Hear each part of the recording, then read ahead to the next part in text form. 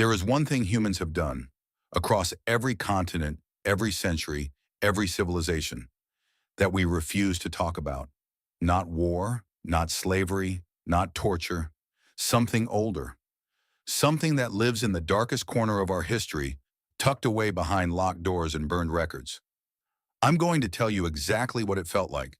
And by the end of this video, you're going to realize that the most disturbing part isn't what you think it is. My name is Thomas Haverford, and in the year 1348, I was a surgeon. Not the kind you know today.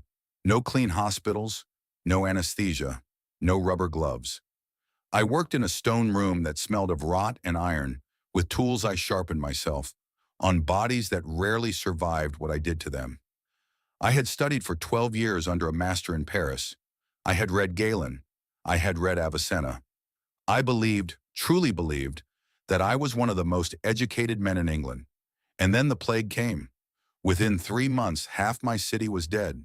The streets were silent. The churches were full of bodies.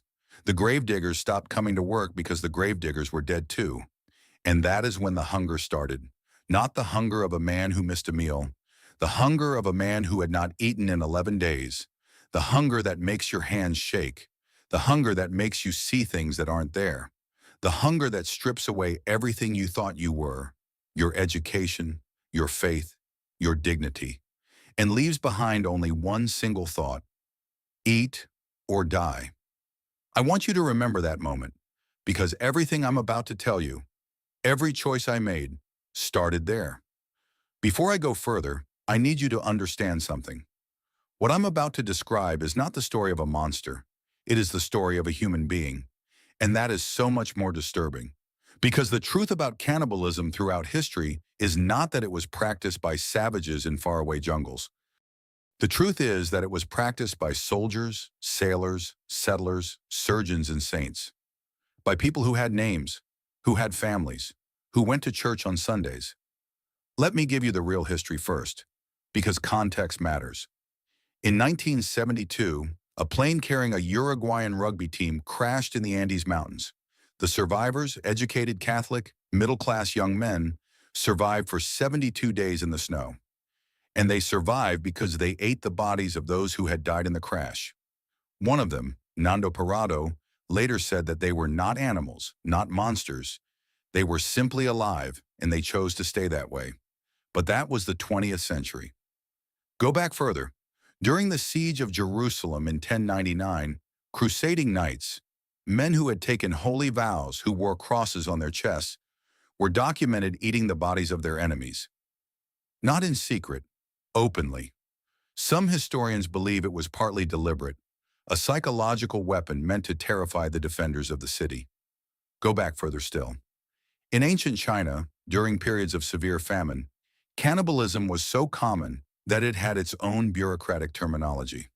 Officials would write reports about it using a specific phrase: eating people, the way we might write about flood damage or crop failure.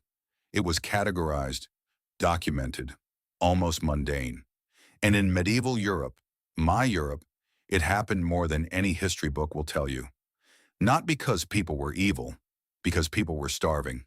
The Great Famine of 1315 to 1322 killed millions across Europe. Contemporary chronicles, written by monks, by priests, by educated men with no reason to lie, describe parents eating children, children eating parents, graveyards being dug up at night. One chronicle from Poland states simply, "The dead were eaten by the living." 8 words, no emotion, just fact. That is the world I lived in, and now I will tell you what I did in it. It was October. The plague had been in the city for 4 months. I had been treating patients, if you can call it that. Mostly I was watching them die and trying to make it faster when they asked me to. The buboes, the blackened skin, the smell. If you have never smelled a plague ward, I cannot describe it to you in words that would do it justice. It was the smell of the inside of a human body, of things that were never meant to be exposed to air. My last patient died on a Tuesday morning. I had no food.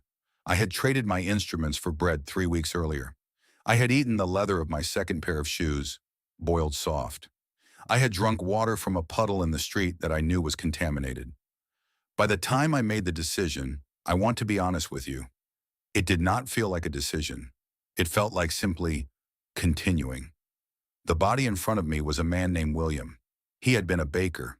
He was 42 years old. He had died 2 hours before dawn. The plague had taken him in 4 days, which was actually faster than most. I will not describe in detail what I did, not because I am ashamed. I am beyond shame at this point in my story, but because the details are not the point. The point is what happened afterward. Here is what nobody tells you. The first thing, the thing that shocked me more than anything else, was how normal it felt. And I do not mean that in a horrifying way. I mean it in a deeply, profoundly human way. My body did not rebel. My stomach did not reject it. The nausea I expected, the violent physical reaction I had braced myself for, did not come. What came instead was silence. The shaking in my hands stopped. The pain behind my eyes, that grinding, constant pain that starvation produces, faded. My vision cleared. I sat against the stone wall of that room, and for the first time in 11 days, my body was simply quiet. And that silence was the most disturbing thing of all, because I had expected my body to punish me. I had expected God to strike me down, or at minimum to make me sick, to make me suffer, to give me some sign that I had crossed a line that could not be uncrossed. Instead, my body said, "Thank you." That is the thing nobody talks about. We tell ourselves that there is some deep biological revulsion, some hardwired disgust response that separates us from this act. And yes, psychologically there is. The mind rebels. The identity rebels. But the body simply does what it has always done. It survives. The second thing nobody tells you is what comes after. Not guilt, though guilt came eventually. Something else first. Clarity. I know that sounds wrong. I know it sounds like I am trying to justify something unjustifiable, but hear me out. In the days that followed, I found myself thinking with a precision I had not felt in months. The fog of starvation lifted, and in its place came a kind of brutal, crystalline honesty about everything. About life, about death, about the stories we tell ourselves. I had spent 12 years studying medicine. I had memorized the works of the great physicians. I had believed in the hierarchy of God, king, church, man. I had believed that civilization was a permanent thing, a solid floor beneath my feet. Starvation had already cracked that floor. What I did in that room finished the job. And what I saw underneath was simply this: there is no floor. There is only what you do when there is nothing left. The third thing, and this is the one that haunts me most even now, is the loneliness. Not the loneliness of being alone. I was used to that. The loneliness of knowing something that you can never tell anyone. Because the moment you cross that line, you step outside the circle of human society. Not because what you did was unforgivable. In my heart, I do not believe it was. But because no one who has not stood in that room, with those hands in that hunger, can possibly understand. People will listen to you describe it. They will nod. They will say they understand. They do not understand. And you cannot explain it to them. Not because the words don't exist, but because the understanding requires something that cannot be taught. It can only be lived. That loneliness, the loneliness of the unspeakable thing, that is the real price. Not the act itself, the silence around it. Here is something that will surprise you. For most of human history, cannibalism was not just practiced in extremis. It was practiced medicinally, I know. Take a breath. In Europe, in educated Christian, civilized Europe, from roughly the 15th to the 18th century, human body parts were a standard ingredient in medicine. This was not folk medicine practiced by peasants in secret.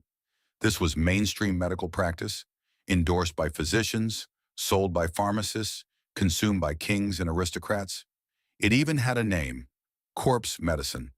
The physician Oswald Kroll, writing in 1608, recommended the use of human skull, dried, powdered, and mixed with other ingredients, as a treatment for epilepsy. King Charles II of England reportedly drank what was called the king's drops, a tincture that included powdered human skull dissolved in alcohol. Human fat was used to treat joint pain. Human blood was believed to cure epilepsy. The 16th century physician Paracelsus wrote extensively about the medicinal properties of human flesh and bone. And the supply chain for this medicine? Executioners. In Germany and other parts of Europe, executioners were licensed to sell the bodies and body parts of those they executed. It was a legal, regulated trade. The scaffold was, in a very real sense, also a pharmacy. Think about that for a moment. The same society that would burn a woman for witchcraft, that would torture a man for heresy, that would hang a child for stealing bread, that society was consuming human remains as medicine, sold openly in the market. The line between civilization and barbarism is never where we think it is. And then there is the case of the Donner Party, a group of American pioneers, farmers, merchants, families, set out for California. They were trapped by snow in the Sierra Nevada mountains. By the time they were rescued, 41 of the 87 people were dead, and the survivors had eaten them. What is remarkable about the documented accounts of the Donner Party is not what happened. It is how the survivors described it afterward, with extraordinary matter-of-factness. One woman wrote in her diary about cooking and eating the body of her husband with a kind of domestic calm that historians have found deeply unsettling. Not because she was a monster, but because she wasn't. She was a wife, a mother, a practical woman who did what needed to be done. And then she wrote it down in her diary, in neat handwriting, and moved on to the next entry. That practicality, that ability of ordinary human beings to absorb the extraordinary and continue, is perhaps the most disturbing thing history teaches us. So what do we do with all of this? I want to be honest with you about why I'm telling you this story. Not for shock value, not to disturb you, though I imagine I have.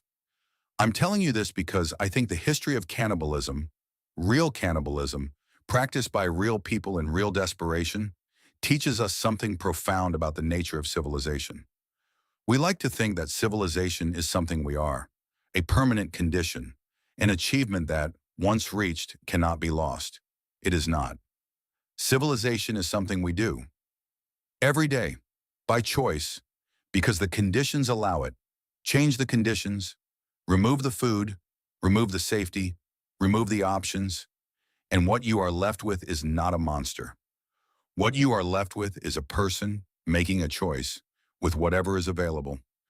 The philosopher Primo Levi, a survivor of Auschwitz, wrote that the camps taught him something he never wanted to know, that under sufficient pressure, the boundary between the human and the inhuman is not a wall, it is a door, and the door opens from the inside.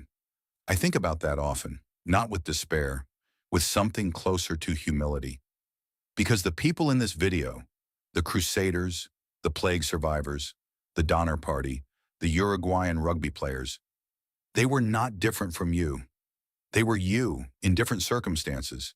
And that, more than any ghost story, more than any horror film, is the thought that should keep you up at night. My name was Thomas Haverford. I was a surgeon in 14th century England. I survived the Black Death, and I carried my secret to my grave, which given the times came sooner than I would have liked. If you made it to the end of this video, thank you, genuinely. This was not an easy story to tell, and I suspect it was not an easy story to hear. If it made you think about history, about civilization, about what you are capable of, then it did its job. Subscribe if you want more stories like this. Real ones, dark ones, human ones. I'll see you in the next video.